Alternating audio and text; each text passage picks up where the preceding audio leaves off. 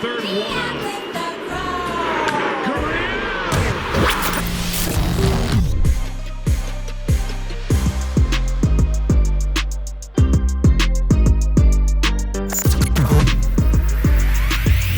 This is First Overall Podcast, powered by RINGSZN.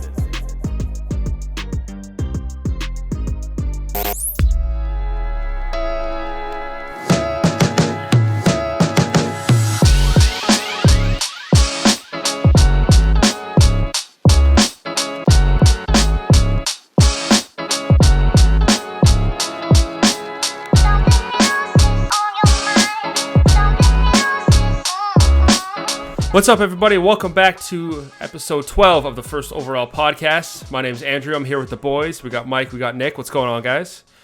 What's going on? Episode 12. What up? Boys are here. It's been a while since we've spoken, but happy to be back here. And guys, I mean, it's Thursday, August 31st. September is, well, for us, tomorrow. Mm-hmm. Man, you got to kick it to the highest of gears because the playoff race is going to be insane. Yeah, man. I woke up this morning and it was 13 degrees and I saw a little blue and yellow. You know what that means? That's all us. Let's go. That's all fall baseball, baby. So, Right? we got quite the race coming in, but a lot of things going on, right? A lot of ball. We're talking about these past couple days.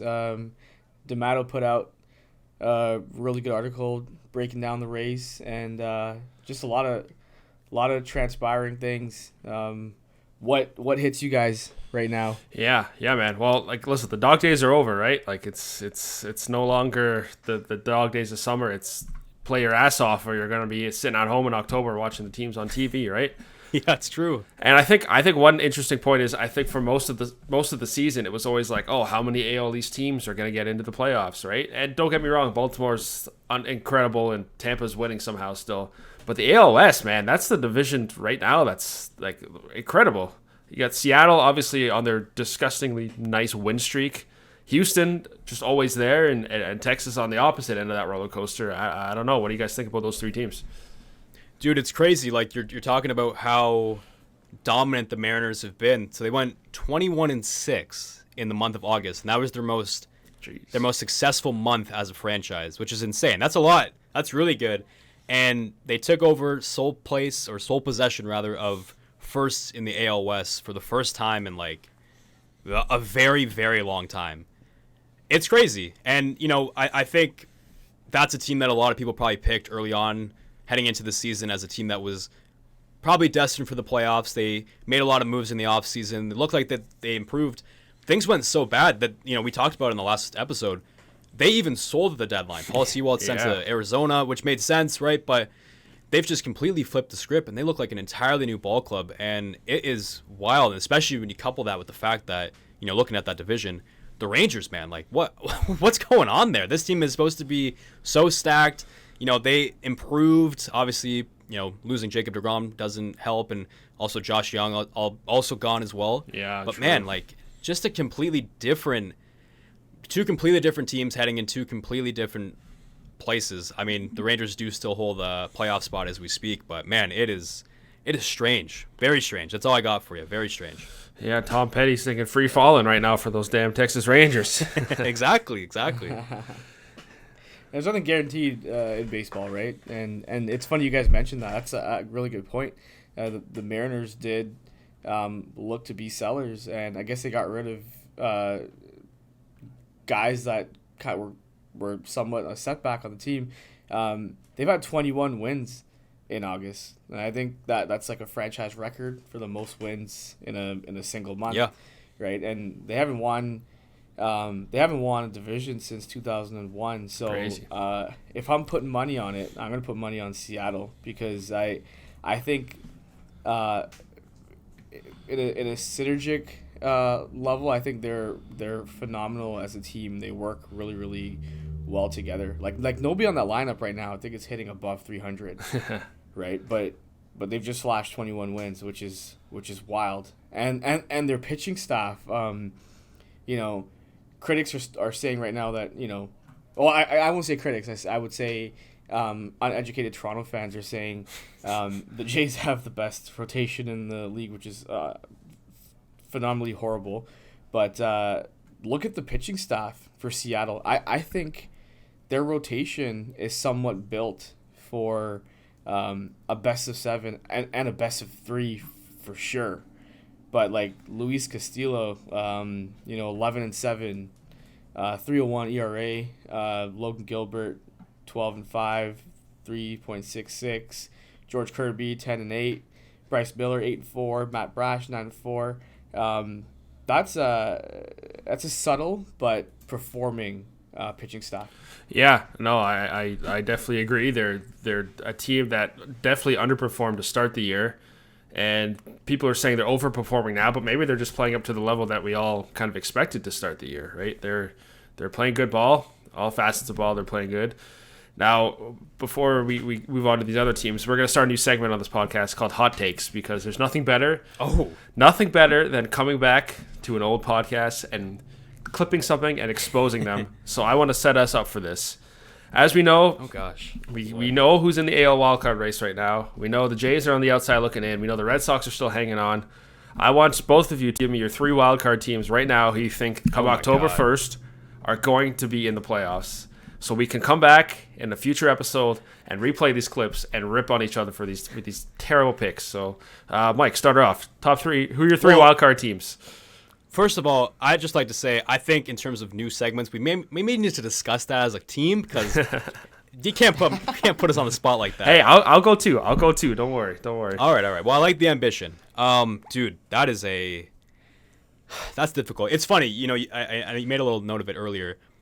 Tampa, they were doing so well all year and have still been doing well all year, not to take anything away from them, but I think a lot of people expected them to do worse and just kind of fall down the standings, because of all the injuries that they have suffered, and just other things that are going on where a lot of their top players aren't with the club.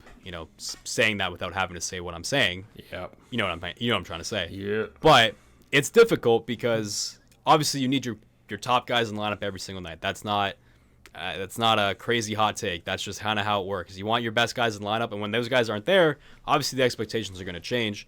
And a lot of fans, I'm guessing, us included, thought that Tampa wasn't going to be there, but they're still fighting, man. Oh yeah. And it's really admirable to see, because they always seem to just sort of figure it out. They have a good group.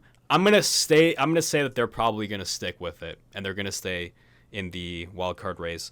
I'm also liking Houston. I mean, it's really difficult to ever count them out, and I hate to say it, not to talk shit about the Astros. I'm sure they've heard a lot about that over the years, but that's a team that no matter where they finish in the standings, you always know they're going to be solid in the postseason. And I know this year the wildcard races have been very exciting. We're seeing a lot of new teams kind of enter the conversation, and you're thinking, okay, is this the year of this team, or is it this the year of that team? You can never count the Astros out. And I mean, if Houston makes it all the way to the World Series, it really shouldn't be that shocking. It's the Houston Astros. They're not having the prettiest of regular seasons, but they're still a competitive team, and they know when to turn into that next gear. It's kind of like the Tampa Bay Lightning in the Stanley Cup playoffs, although maybe not this year. But that's kind of how it goes. So I'm going to pick those 2 teams. I would actually... It's tough, man. I really want to say Cleveland, but I think that's very far off. They're like 11.5 games back, so I just don't see it happening. Although they could maybe try to make it, in the division there, but I don't know who I'm going to pick for my 3rd, and that's a little bit of a cop-out. But what I will say, and I know we're all here in Toronto, basically, but I don't think the Jays are going to make it. I don't. They've been so streaky, and then you look at their record, or you look at their schedule. Like, you got series against the Oakland A's, the Washington Nationals they just played, the Rockies are coming up. Dude, those are series you have to win, and you expect them to win those series, but I don't think they're going to do it. So, because they've just been so inconsistent this year. They're consistent at being inconsistent. Maybe that's the best way to put it. Okay. So exactly, right. Good so answers. I think we're going to see Seattle in there. I think we're going to see Seattle in there. I think we're going to see Tampa in there in the wild card. Yeah. I think we're going to see Houston. I know the Jays are kind of right there. Texas is also kind of free falling. I might just give the cop out and say it's going to stay the same. Okay, I think I'm gonna do that. That's not a cop out, man. There's a lot of good. It's not. You know what? There's a lot of division ball coming up with the wild card full of West teams and East teams. Man, anything can happen. So you're going Tampa for the clip. We're going Tampa, going Houston, and going Texas. All right, that's what you're putting your name on. You can lock it in. Lock that it in. For me. Lock it in. Okay. Lock that in for me. Okay, I like that. Nick, what you got? Top spot of the wild card, I'm gonna go with Baltimore. Oh, okay. Baltimore. I'm putting cash money on Tampa. Tampa wow. The East. Okay, I like it. Wow, that's big, man. That's big. Okay. Hey, 1.5 out, and as D'Amato said, there's a lot of divisional games left, and 100%. I think Tampa has, they're a hot streak away from getting that division title. So I'm gonna go, and I'm also a big fan and believer of their philosophy of baseball, and I think as hot as Baltimore is right now, I'm gonna go with Tampa. I'm gonna put Baltimore on that on the edge there, and they're not as experienced. They're playing well, but they're not as experienced as the Rays have been in previous postseason runs. So I'm gonna go with them. I'm gonna agree with Houston. I'm gonna agree with what Mike said. Houston, that's an underdog team there. They're really subtle where they are, and I also would not be surprised if they get to the World Series with where they are right now. And I can also agree that Toronto's not gonna make the playoffs. I'm gonna stick with where Texas is, and I'm gonna leave that where it is, because I don't think the Blue Jays, and myself and Andrew spoke about this before we hopped on the air. They'll grab wins against teams they have no business grabbing wins over, but then they'll drop games to teams that they should be beating. Yeah, true. And they're not a team that they don't take advantage of their schedule, nor can they help their own situation, which I find as a Toronto fan or a Toronto citizen, it's demoralizing. But do I trust their 5-man or even 4-man, I guess, dependable rotation right now? It's not as dependable. I mean, Gosman's not as hot as Gosman usually is. Kikuchi's up and down. Manoah's not even here, right? Chris Bassett's been playing pretty well though. Yeah, and you know what? That's your guy. At the beginning of the year, got that dog. I wrote, he's a dog. Yeah, I wrote an article earlier this year saying Gosman's the guy. In that, whether it's a game 163 or it's a game 3 in the wild card, or if it's a game 7 in one of the divisional the league championships, I gave that to Gosman. But right now I'm kind of rethinking that and where he's at. So they're stranding runners in scoring position. I don't know the exact numbers, but watching them this past month has been it's been a nightmare. So do they deserve to be there? No. And do I think they're going to be there? No. Okay, so, there we go. So Baltimore, Houston, so we got different answers. I like that. The Baltimore shout's a good one, man. Like I said, it's Baltimore's been leading the East since they slapped up Tampa early on. I think it was in June. And it seems like they've been like the distance is way larger than it is, right? Like I said, a game and a half at the point of recording here is pretty crazy. But I like those answers. I'll give mine too, so I can get shredded in the future here. But I'm not, because I'm gonna get them perfect. So I do think Baltimore is going to win the East. I think Tampa's a good team. I think Baltimore's going to win the East. So I'm going Tampa 1 for the 1 wild card spot. Number 2, I'm going to go Seattle, because we talked about how good Houston is, and how they're a good veteran team. They're getting healthy. Their pitching is pitching well, as you could say. So I think Houston's going to make a push and win the West. And I think Seattle is going to continue their hot streak, but maybe just a little bit cooler. As you said, I woke up this morning, it was a bit cooler in Seattle. So they're going to finish in the 2nd spot. And yes, the Toronto Blue Jays are making the playoffs, ladies and gentlemen. I'm sorry. Wow. I'm sorry to tell you. I'm sorry to tell you. Said it. I'm sorry to tell you. Said it. It's gonna happen. Understand. Texas. Wow. You must be a Rogers Communications investor, aren't you? No comment. You got those Rogers stocks. No comment. But listen, all your points are valid, right? Like they can't beat the teams they should. Their pitching has been faltering as of late a little bit. hitting your runners in scoring position is no comment on that garbage. Non-existent. But they've injected a little bit of youth in the lineup, right? Davis Sanchez is having some fun out there, smacking everything. Ernie Clement's I think he's got the highest batting average through the first 15 games of their career, like at 444. Like crazy. I mean, they're going to call up another guy or two. Who knows? Maybe Martinez will make his debut. But I don't know. I just think they're playing okay. Okay, we'll call it okay. Texas is in that free fall. They got that big 4-gamer coming up next, and I guess in about 10 days or so. And Texas still has, they got a tough schedule. They still have Houston, right? Like, they lose a couple to Houston. Toronto beats up on these not so good teams a little bit, and they play each other. It's going to happen. But see, that's what we're saying though, right? Is like not to keep going back about the Jays, who probably aren't going to make the playoffs, but they just finished a series as the time of this recording. They just finished a series against the Nationals. Yeah.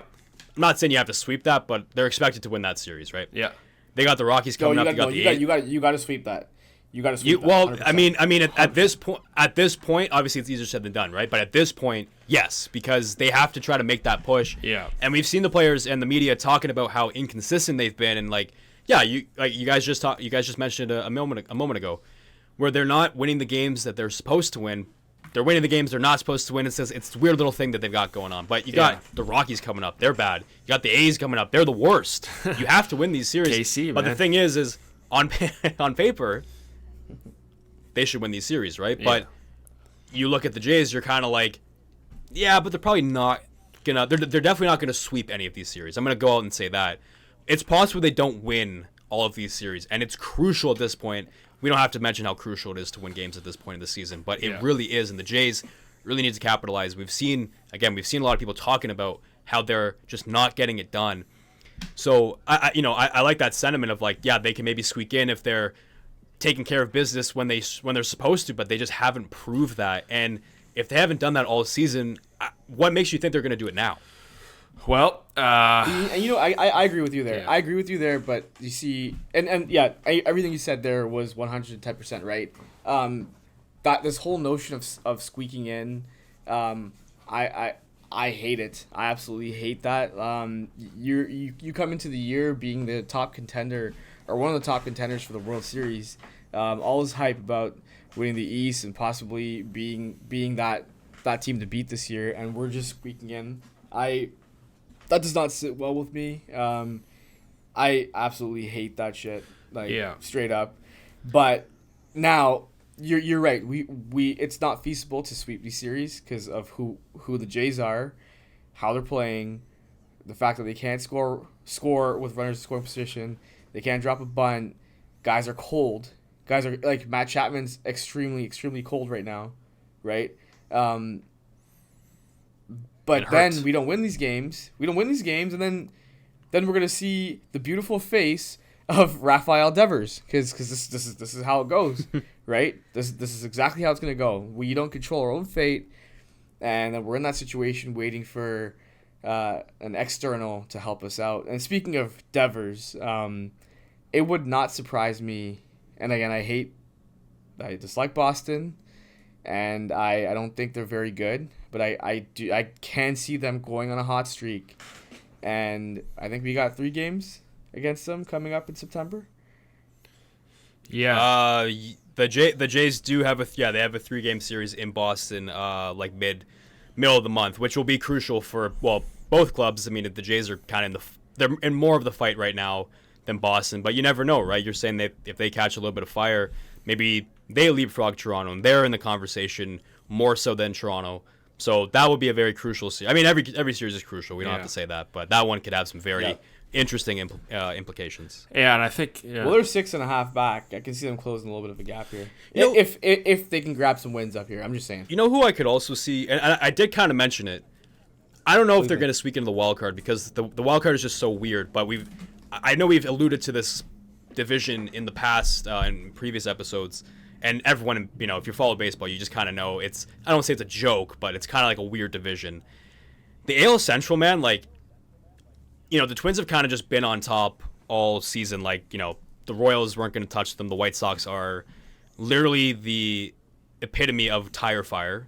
And the Tigers, they're still kind of in that transition.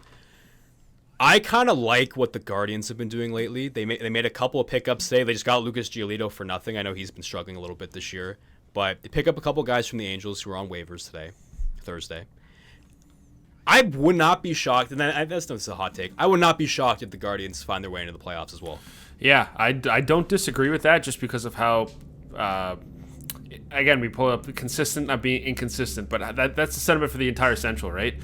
And I don't think they make like I said, I don't think they make the wild card, but the push for the Central's definitely possible. And I think on top of that, Nick, you just talked about squeaking in and how that's kind of like a stupid mentality to have. But I think more than any other year, this is the year you want to squeak in, because you squeak into that third wild card spot and you're playing the Central, right? That's almost like better, right? You don't want to win the wild card, but you don't want to come first in the wild card. You don't want to have to deal with Baltimore's getting a bye, no problem. You don't want to have to deal with the Astros or the Mariners or whatever team is, on top there. That's a pretty good squeaking if you ask me. So whether it's the Twins or whether it's the Guardians, I, on a personal level, feel like the Guardians are a bit scarier, which doesn't make a whole lot of sense because they're obviously statistically worse than the Twins. But yeah, I don't know. I think you're 100% right. I love watching the Guardians. I think they have that grit to them. Yeah, they got a lot of they have hitters, that man. Yeah, they got that power. Yeah, and you know what? You guys mentioned they picked up a couple of guys on waivers, but even better was who they got rid of. And I think Syndergaard was placed on waivers. Yeah, he got DFA'd on the earlier this week or on the weekend, right? Yeah, they made him pitch just hours after he he pitched against the Jays. He came back into the locker room and they're like, actually, this clubhouse is not for you anymore, sir. Yeah, sorry. Savage. Yeah. Okay. But take your surfer hair somewhere else. But man, that's the thing. It's like, they got Giolito. They brought in Matt Moore. They brought in Ronaldo Lopez. They're not having the strongest seasons, but like those are three, potential reinforcements, which could be nice. If they don't work out, it's not the end of the world. But you bring those guys in. I mean, this is the thing, right? The Twins lead the Central. Every single team in the wild card positions right now have a better record than the Minnesota Twins. That's how bad that division is. Yeah. So I'm not suggesting if the Guardians get in that they're gonna do well. They could get swept right away. That's fine. But there's nothing stopping them aside from themselves of actually winning that division. And, you can say what you want about how baseball playoffs are formatted and the divisions and how much they matter and stuff like that. We hear so much about how the divisions kind of ruin hockey, for example. But this is just how baseball is. The playoff format has changed a little bit in recent times. But you got to take advantage of the situation. Right now, yes, the Guardians are statistically worse than the Twins, but the Twins are not a good team necessarily, like compared to the rest of the AL. They're just not a good team. So I kind of like the moves that the Guardians just made today, Thursday. And if it all works out, if everything goes right and they can pick up a little bit of steam, it's crazy to think that maybe they can make the playoffs. No, they'll actually win their division, but that's just how the baseball gods have structured baseball. No, it's a good point. So we go first. I don't know. First edition of Hot Takes. Here's a not so hot take. We're gonna get a new name for this segment because that name sucks. But we got Mike. Mike, you went with the Rays, the Astros, and of course the Rangers. Mm-hmm. Nick, you went Baltimore. You went Astros as well. Then you said no to the Jays. You went Rangers. And then myself, I'm going Rays. I said Mariners, and of course those damn Toronto Blue Jays. So if you're watching this in the future and none of these teams made the playoffs, or one of the teams we didn't, if the Red Sox sneak in and win the World Series, then you feel free to post this clip and roast us. But yeah, that's. I mean, the AL West is competitive. The AL East is competitive. Minus one team. That team is the New York Yankees. Terrible year. Reinforcements on the way, though. Nick, what are you thinking? Reinforcements, none that's going to make a difference. Not this year, no sir. Not now. No, not they now. Are right now. Yeah, do they have are these guys coming up? These guys are the real deal in that organization, not bad grandpas that they have playing on the team right now. No, you know what? That's a big project I think for the offseason, and we're all excited to see Dominguez come up and Austin Wells. Those are huge names that were in the plans for 2024. But if you're Hal Steinbrenner or you're Brian Cashman, you're not only thinking do we give these guys a bump, like a head start? You're thinking from a business standpoint too. Are we gonna tank the rest of the season and not sell these tickets, or are we gonna keep some excitement around the Yankees Nation and how are these fans gonna react? Because right now, we all know how New York Yankees fans are, and they will kibosh that team until things go their way, right?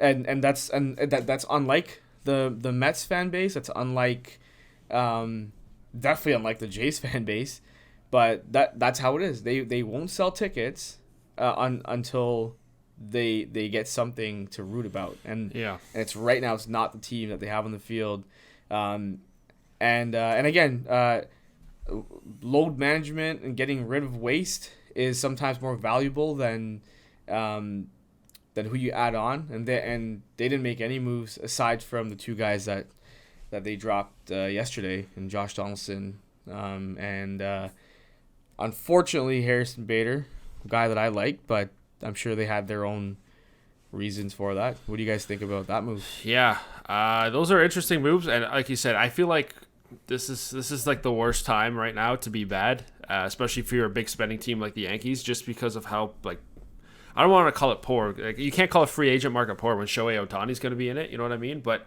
in terms of like improving the all-around aspects of your team, like there's not going to be a whole lot out there that they don't already have in terms of those aging players that they want all the money, right? And so they're in a weird spot where they just can't be bad. And you saw they brought up Anthony Volpe this year, and he struggled for a good part of the year. I know he's hitting like 2020 right now, but I think you bring up these young guys and you hope they make an effort. But are the young guys, like you said, going to put butts in the seats and sell tickets? They're going to have to do something free agency, but there's just not a whole lot out there, right? Like it's not like they have one problem where they got, their bullpen sucks. Like, what are they going to do? Get some new arms? No, like that whole team is in need of a reconfiguration. So they're in a little bit of trouble here, a little bit of trouble in Yankee land. Yeah, and it's tough because, obviously the Yankees don't have a problem with bringing in big names. We've seen that over the years. But just some of the guys they've brought in too, like, you mentioned Josh Donaldson just got cut this year. He got picked up by the Brewers today. But that didn't really work out. I think he batted like 207 across his 2 years with the Yankees, and obviously he battled with so many injuries. Talk about injuries, Carlos Rodon, like his tenure with the Yankees so far has been brutal is a great way to describe it. Yeah, it's not good, and that's just the unfortunate reality of the situations. But they still happened, and obviously that wasn't the plan, and it's really helped. Well, not helped, but it's really pushed them in that direction that they didn't want to go, and it really derailed this push that they were trying to make. And of course, you think of the Yankees, and you're talking about putting butts in seats and stuff like that. It's still the New York Yankees, and they're still going to have that dedicated fan base. Obviously, a fan base that really wants them to win, but it's also a fan base that isn't. I know they haven't won a World Series in a little bit of time, but they always seem to be a very competitive team. And yes, obviously having a massive payroll helps, but I think it's difficult for Yankees fans because they're probably not accustomed, especially new Yankees fans, they're not accustomed to seeing this. You know what I mean? Like, they've never been this bad. And it's just kind of crazy to see. Like, you head into this year, you look at that AL East, and, we talk about the AL East to death on this podcast, but we will talk about it one more time. Talk about the Jays being a fun team to watch, and, Tampa's in there. Baltimore, are they going to make the jump this year? And they've looked really good. Yeah. But you always got to consider the Yankees to be a team. Maybe they're not going to win the division, but you got to think they're going to be in the postseason. But this year, it's like that's a pipe dream at this point. And I think they're kind of showing that now, bringing in the young guys, getting rid of some of the older names. I know you mentioned Bader heading out to Cincinnati via waivers, but yeah, dude, it's a bit of a change in the guard. I don't know what they do this offseason. Obviously, they're going to be in. We know they're going to be in the hunt for Shohei. We know that's going to happen, right? We know that's going to be dominating the headlines, and people are going to see a jersey of Shohei at the MLB store in New York, and they're going to be like, yeah, he's going to Confirmed. Going to the Yankees. Confirmed. Yeah, exactly. For my sources. Put it in right here. I saw with my own eyes. I will be there. Hey, there you go. I will be It's going to be Nick. That's what we're saying. Nick is the guy who's going to confirm. Yeah. He's going to be the guy who customizes the jersey. Exactly. And wears it to Yankee wear it Stadium. around. Yeah, some guy came in. He's asking for a Shohei Yankees jersey. So naturally, I put two and two together. But anyways, it's like that's just the thing, right? It's we all expect the Yankees to do well. They expect themselves to do well. Their fan base, of course, expect nothing but the best. And this year, it just did not happen. Well, we already just talked about the wild card race. There's no scenario in which the Yankees are going to make the postseason unless they go undefeated, which is not going to happen. So I don't know, man. It's going to be a weird. This is probably going to be the most unique offseason for the Yankees in recent history. Yeah, that's a good point. Well, do you think that, I know we spoke about players, right? Where do you see this trickling down from the top? Like, do you see Brian Cashman having a job next year, possibly a Booney situation? Is he going to return? What do you guys think about this situation? 'Cause that's where it's going to go. You guys already know that for a fact. That's going to start at the top. Yeah, I think they're in a unique situation. Not a unique, because this happens across every sports league, but it's tough to, you can blame the players, but you can't really remove the players. You know what I mean? They have so much money tied up in these guys that just cutting the players who've played like crap it's just not feasible. So that the only people who are easy to cut are the managers and the GMs and stuff like that. So I don't know. I kind of have this like weird feeling that they're gonna get one more shot. That's based off no fact, no opinion, just a gut feeling. But I also feel like at the same time, like they got to do something, right? And like I said, you sign Rodon to that fat deal. He's not getting cut. Like Severino, there's just so many guys on that team that you have so much ties to financially that it's just easier to cut the coaches and things like that. So I think what'll probably happen is they'll probably get rid of a lot of like maybe a hitting coach here, a pitching coach, assistant, stuff like that, just to show people like, hey, we're the Yankees and we're trying. But I really think that Boone and Cashman are going to stay for one more year. I think. I could see that happening too. Yeah, again, based off of nothing. But I just think they have to have a different approach. I don't think that this season went so horribly like that. It's entirely on those guys. It's a difficult sort of process for this team because just so many things went wrong, and there's no denying that. You just see where they are in the standings, and just all the stuff that's kind of come out with, you see Aaron Boone, just that guy's hilarious, man. Yeah. This guy doing the, I did a Hulk Hogan pose there, but imitating the ump and all that kind of stuff, and it's just been such a whirlwind of a season. Like no matter how bad the Yankees are, no matter how much you may expect them to do well, they're always in the news because there's just something going on there. And yeah, man, I think it's likely there'll be some minor changes, and we'll definitely obviously see some changes on the field. You mentioned Andrew. You mentioned Luis Severino. He's a free agent this summer, so I'm curious if they bring him back. He's dealt with a lot of injury trouble. When he's on, but maybe a change of scenery will be nice for him. I know. Just looking up here, Isaiah Kiner-Falefa. He's gotten a lot of flack since joining the Yankees organization, and fair enough. Guy used to be a fantasy goat, man. Yeah, dude, catcher, right? So you throw him in the catcher, and he was hitting like an outfield player all the time. I think he was playing short at the time, but it was so good. Sorry, go on. It's kind of like what you want out of Dalton Varsho this year in fantasy. Yeah, I've never seen a guy get ripped on so much, man. Yeah, dude, Yankees Twitter is crazy. IKF got fucked. Holy crap! Yeah, like Aaron Hicks was like top. When they got rid of Aaron Hicks, they're like IKF coming for you. Yeah, and obviously, Donaldson got a lot of flack as well. I'm sure he's still catching it. We were talking about before we went on, like trying to figure out if he was even going to get picked up, and of course, it ended up being revealed that he's going to head to the Brewers organization. Had started out in AAA to kind of heal up that calf injury, but he was catching a lot of flack. Especially just considering how good of a player he's been in his career. Former MVP in the American League for the rival Blue Jays, but yeah.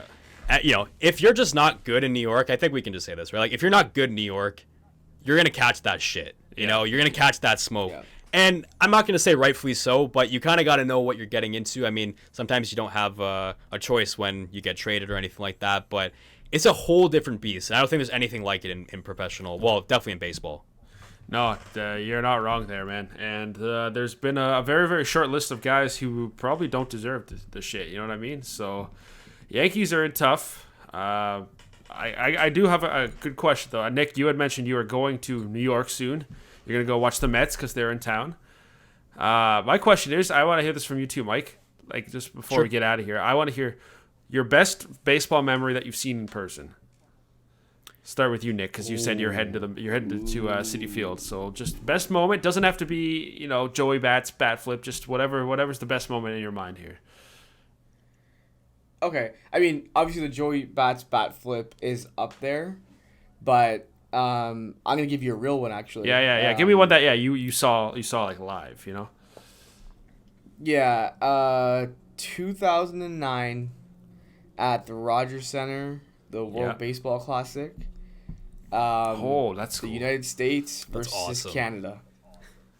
That was okay. I've never been to a World Series game live, but I feel like if a World Series game was in Toronto, that's what it would have been like, because that was national pride on the line between bordering nations, between the only two teams that are represented technically club wise in Major League Baseball, and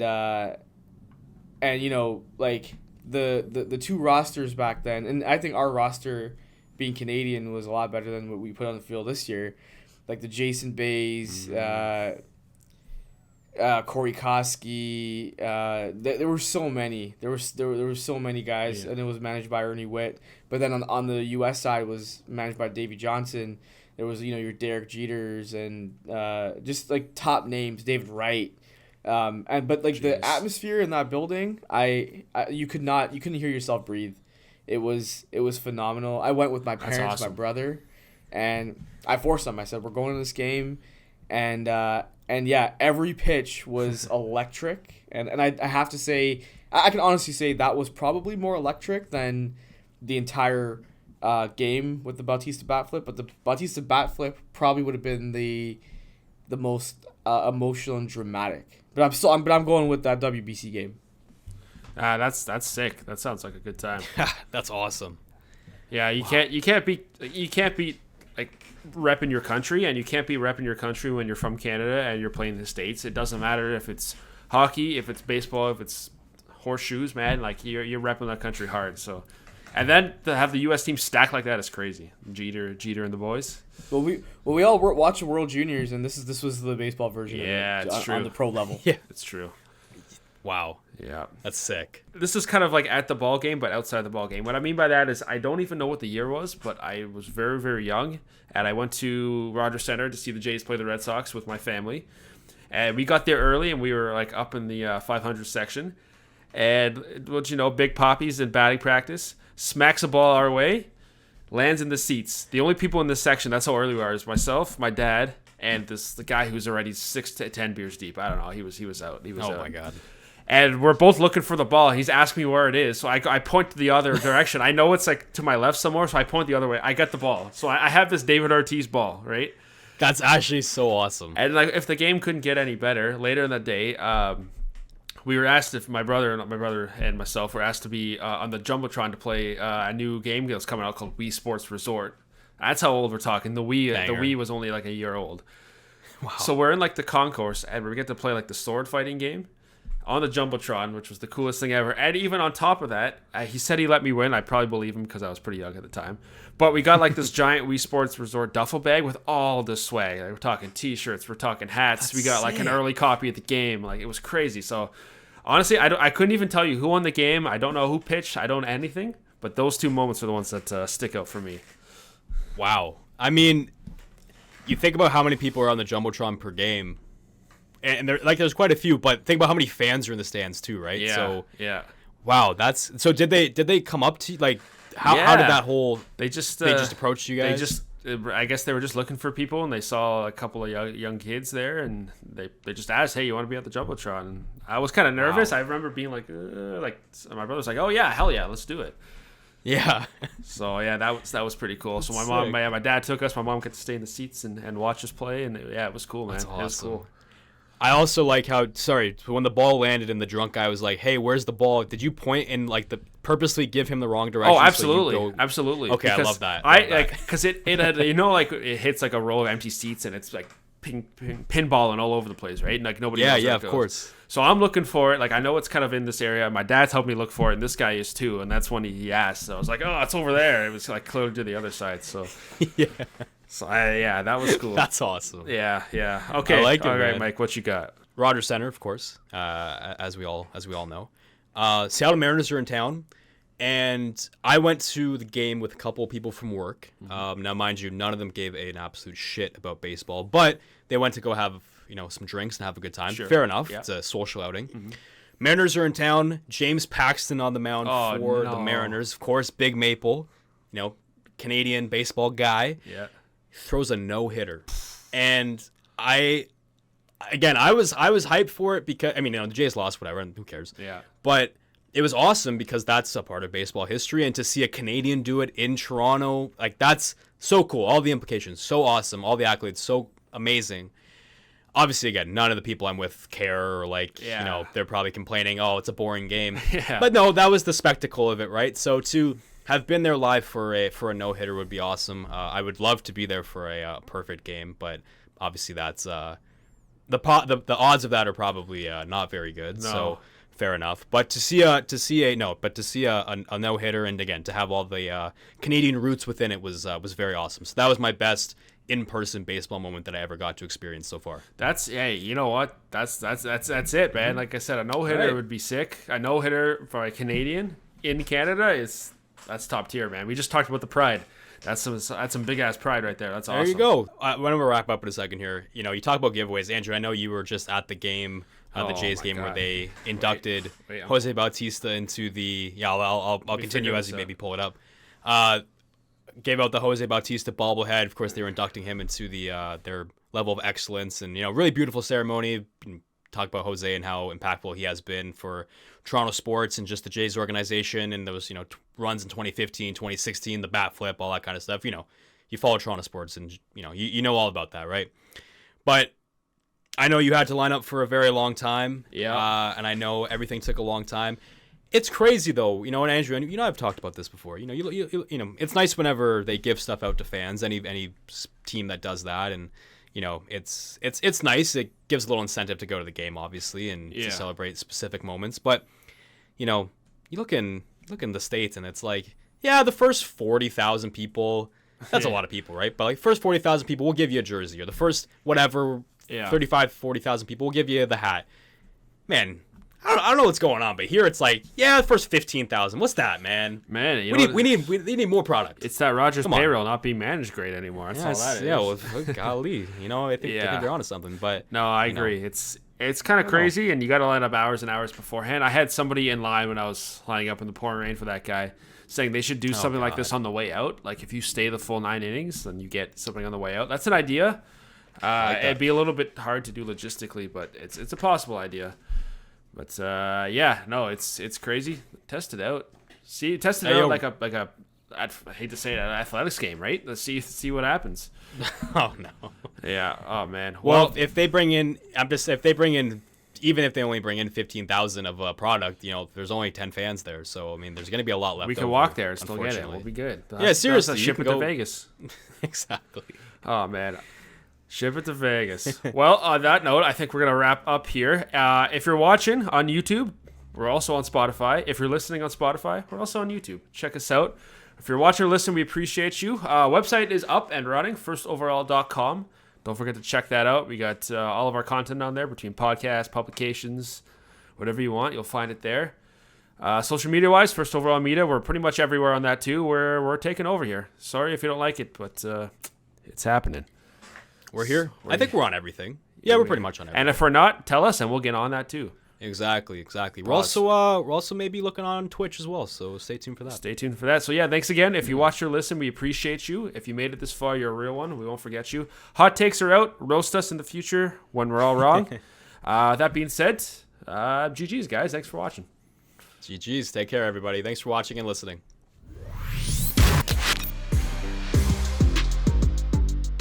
Thanks for listening to the First Overall Podcast. Make sure you stay locked in for our next episode.